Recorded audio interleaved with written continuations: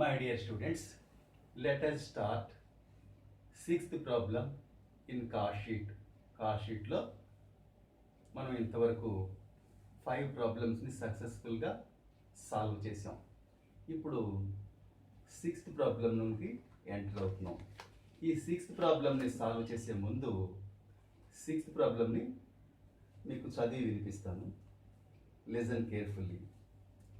Prepare a cost sheet from the following: materials on 1/1/2007 10,000 rupees, finished goods on 1/1/2007 25,500 rupees, raw materials purchased 2,90,000, productive wages 1,95,000, sales 6,06,000, materials on 31st December 2007 12,500, works overheads 43,000, office and general overheads 36,000, finished goods on 31st December 2007 24,000 rupees. You are required to show value of the raw materials consumed, factory prime cost, factory cost, cost of production, percentage of works overheads on wages, percentage of general overheads on factory cost. ఇది problem. ఇప్పుడు ఈ లెక్కలో మనకి company యొక్క name కానీ date కానీ year కానీ mention చేయలేదు. సో మనం కాస్ట్ షీట్ అని మాత్రమే హెడ్డింగ్ పెట్టాం. First opening balance of raw materials, ప్రారంభపు ముడి పదార్థాల విలువ 10,000 రూపీస్ తీసుకుంటాం. దానికి add purchase of raw materials లేదా రా మెటీరియల్స్ పర్చేజ్డ్ 2,90,000 యాడ్ చేస్తే 3 lakhs వస్తుంది. Less closing balance of raw materials. ఈ 3 lakhs లోంచి closing balance of raw materials 12,500 deduct చేస్తే 2,87,500 వచ్చింది. అదే మనకి material consumed are material used in the production process. అంటే 2,87,500 రూపీస్ కాస్ట్ గల మెటీరియల్ని మనం ప్రొడక్షన్ ప్రాసెస్లో వినియోగించామన్నమాట. దానికి productive wages or wages paid or direct wages అంటే ఉత్పాదక వేతనాలన్నా చెల్లించిన వేతనాలన్నా ప్రత్యక్ష వేతనాలన్నా ఒకటే. అవి 1,95,000 ఇచ్చాడు. అప్పుడు దాన్ని ఏం చేస్తామంటే ఈ 2,87,500 1,95,000 యాడ్ చేస్తాం. చేస్తే 4,82,500 వచ్చింది. అదే మనకి ప్రైమ్ కాస్ట్ లేదా డైరెక్ట్ కాస్ట్ అవుతుంది. ప్రధాన వ్యయము లేదా ప్రత్యక్ష వ్యయం అవుతుంది. దానికి వర్క్స్ ఓవర్ హెడ్స్ అన్నా ఫ్యాక్టరీ ఓవర్ హెడ్స్ అన్నా ప్రొడక్షన్ ఓవర్ హెడ్స్ అన్నా ఒకటే. అది మనకి 43,000 ఇచ్చాడు. అది యాడ్ చేసుకుంటాం ఎప్పటిలాగే. దానికి opening balance of work in progress. ఈ లెక్కలో అమౌంట్ ఇవ్వలేదు కాబట్టి డాష్ పెట్టేసాం. అప్పుడు ఈ రెండు అమౌంట్లు టోటల్ చేస్తే 5,25,500 వచ్చింది. దాంట్లోంచి closing balance of work in progress కూడా అమౌంట్ మెన్షన్ చేయలేదు కాబట్టి డాష్ పెట్టేసాం. అప్పుడు మళ్ళీ వాల్యూ చేస్తాం. చేస్తే వచ్చే వాల్యూ అవుతుందంటే మనకి ఫ్యాక్టరీ కాస్ట్ లేదా వర్క్స్ కాస్ట్ అవుతుంది. అదే 5,25,500. దాన్ని ఫ్యాక్టరీ వ్యయము లేదా వర్క్స్ వ్యయం అంటాం. దానికి ఆఫీస్ అండ్ జనరల్ ఛార్జెస్ అంటే అడ్మినిస్ట్రేటివ్ ఎక్స్పెన్సెస్ అనమాట. పరిపాలనా ఖర్చులు 36,000 ఇచ్చాడు. యాడ్ చేస్తే 5,61,500 వచ్చింది.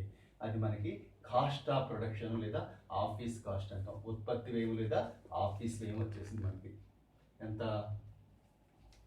5,61,500. దానికి మనం opening balance of finished stock, ప్రారంభపు తయారైన సరుకు విలువ 25,500 ఇచ్చాడు. యాడ్ చేసుకుంటాం. దానికి closing balance of finished stock 24,000 ఇచ్చాడు. దానికి ఎంత డిడక్ట్ చేసుకుంటాం. డిడక్ట్ చేస్తే 5,63,000 వచ్చింది. అది మనకి కాస్ట్ ఆఫ్ గూడ్స్ సోల్డ్ అవుతుంది. కాస్ట్ ఆఫ్ గూడ్స్ సోల్డ్ 5,63,000 అనమాట. దానికి సెల్లింగ్ ఓవర్ హెడ్స్ లెక్కలో ఈ అమౌంట్ మెన్షన్ చేయలేదు కాబట్టి డాష్ పెట్టేసాం. మళ్ళీ టోటల్ చేస్తే సేమ్ ఫిగర్ 5,63,000 వచ్చింది. అదే మనకి టోటల్ కాస్ట్ లేదా కాస్ట్ ఆఫ్ సేల్స్, మొత్తం వ్యయము లేదా అమ్మకాల వ్యయం అవుతుంది. అది కింద మనకి లెక్కలో సేల్స్ మెన్షన్ చేసాడు. సేల్స్ వాల్యూ ఎంత ఇచ్చాడు మనకి 6,06,000 ఇచ్చాడు. అప్పుడు ఈ 5,63,000 కాస్ట్ గల సరుకుని మనం ఏం చేసామంటే 6,06,000 సేల్ చేయడం వల్ల ఆ difference 43,000 is equal to net profit అవుతుంది. అంటే మనకి ఈ సేల్స్కి టోటల్ కాస్ట్కి డిఫరెన్సే ఎప్పుడు కూడా నెట్ ప్రాఫిట్ అవుతుంది అనమాట. ఒకవేళ ఇది 5,63,000 ఉండి సేల్ వాల్యూ కూడా 5,63,000 ఉందనుకోండి, total cost total sales equal అయితే కనుక మనకి నైదర్ నెట్ ప్రాఫిట్ నార్ నెట్ లాస్, నికర లాభం ఉండదు, నికర నష్టం ఉండదు. ఎప్పుడు మనకి టోటల్ కాస్ట్ సేమే, టోటల్ సేల్స్ ప్రైస్ కూడా మనకి సేమ్ అమౌంట్ ఉంటే కనుక, మీకు ఈ రెండు కనుక ఒకటే అమౌంట్ అయితే కనుక మనకి నెట్ ప్రాఫిట్ ఉండదు, నెట్ లాస్ ఉండదు. అట్లాంటి ప్రాబ్లం ఒకటి మీకు వాట్సాప్ చేస్తారు, చేసుకోండి. ఇప్పుడు మనకి 5th పాయింట్లోను 6th పాయింట్ కొత్త పాయింట్లు డీల్ చేసాడు, వాటి గురించి చూద్దాం. Percentage of works over heads on wages, వేతనాల మీద ఫ్యాక్టరీ ఖర్చుల శాతము. వేతనాల మీద ఫ్యాక్టరీ ఖర్చుల శాతము. మనకు వేజెస్ ఎంత ఇచ్చాడు? 1,95,000 ఇచ్చాడు. ఫ్యాక్టరీ ఓవర్ హెడ్స్ లేదా వర్క్స్ ఓవర్ హెడ్స్ 43,000 ఇచ్చాడు. 1,95,000 వేజెస్ అయితే వర్క్స్ ఓవర్ హెడ్స్ ఎంత? 43,000. నేను నెక్స్ట్ మనం పర్సంటేజ్ అంటే ఎంత పడతాం? 100 రూపీస్.